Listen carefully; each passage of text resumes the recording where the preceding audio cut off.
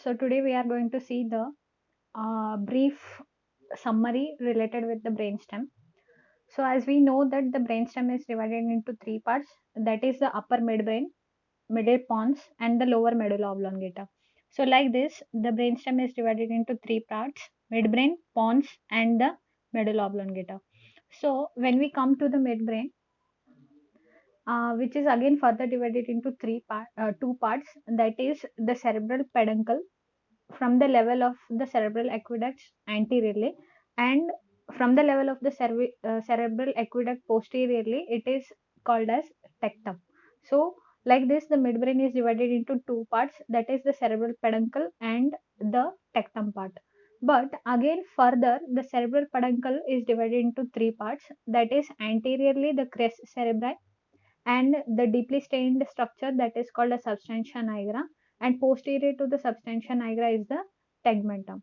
So like this, the midbrain is divided into two parts, the cerebral peduncle and the tectum. So anteriorly there will be a peduncles, and when we see posteriorly the midbrain, we can see the swellings present, and those swellings present post in the posterior aspect of the midbrain are called as colliculus. So there will be totally four colliculus, two superior colliculus and two inferior colliculus. So when we are going to study the midbrain, we are going to study the midbrain into two sections. That is one at the level of the superior colliculus. So this section is at the level of the superior colliculus, and this section is at the level of the inferior colliculus. So next, coming to the pons. Pons is divided into two surfaces, that is the ventral surface and the dorsal surface.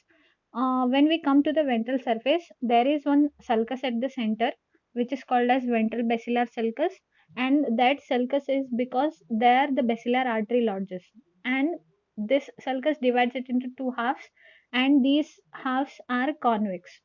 And over these ventral surfaces there are different transverse ridges, because the cerebral fibers are running from the right to the left side via the pons over the ventral surface, and which gives a transverse ridges on the ventral surface of the pons. And when we go to the dorsal surface of the pons, it is covered by the fourth ventricle cavity.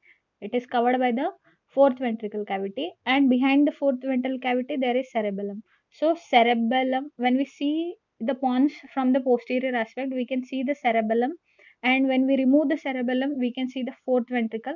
And if we remove out this fourth ventricle, we can go into the dorsal surface of the pons. That is, the dorsal surface of the pons is being closed by the fourth ventricle and the cerebral hemispheres.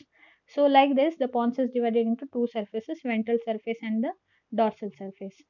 And this part, okay, which is present anteriorly in the pons, this is called as basis part, and behind the part is called as the tegmentum part. Okay, so pons divided into ventral surface and the dorsal surface, but divided into basis and the tegmentum part. So like this. And the pons, we will take a sections at the two levels, that is at the lower pons and one at the upper pons. So like this, two sections will be there, one at the upper pons level and one at the lower pons level. Two sections will be there. Next, coming to the medulla oblongata. When we come to the medulla oblongata, there is one anteromedian sulcus, okay, and lateral to this anterolateral sulcus, and then posterolateral sulcus. And this anteromedian sulcus will divide it into like right half and the left half. And from the anterolateral sulcus, the hypoglossal nerve emerges out, and from the posterolateral sulcus, glossopharyngeal and vagus nerve emerges out. And this structure is called as pyramid, and this structure is called as olive. And we can see at the pontomedullary junction, this is the junction between the pons and the medulla. Abducent nerve, facial nerve, and the vestibulocochlear nerve emerges out from this junction. That is 6th, 7th, 8th cranial nerve, and then 9th, 10th, and 11th accessory, and then 12th cranial nerve. So like this, the cranial nerve emerges out from the anterior aspect of the medulla oblongata. And when we see the posterior aspect of the medulla oblongata, it is like medulla oblongata divided into two, that is upper open part and the lower closed part.